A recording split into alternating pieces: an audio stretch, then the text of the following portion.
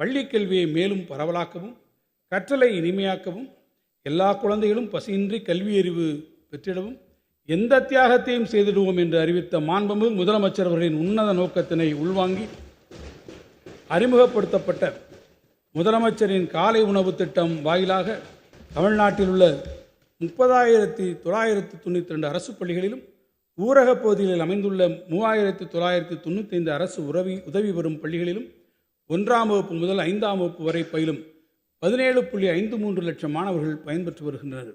இத்திட்டம் செயல்படுத்தப்பட்ட பின்னர் மாணவர்களின் வருகை உயர்ந்துள்ளதோடு அவர்களின் ஊட்டச்சத்தும் கற்றல் திறனும் மேம்பட்டுள்ளது என்று ஆய்வுகள் தெரிவிக்கின்றன.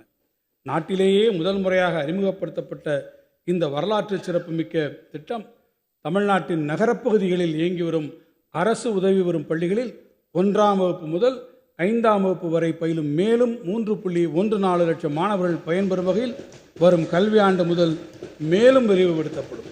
இத்திட்டத்தினை செயல்படுத்துவதற்காக வரும் நிதியாண்டில் 600 கோடி ரூபாய் நிதி ஒதுக்கீடு செய்யப்பட்டுள்ளது.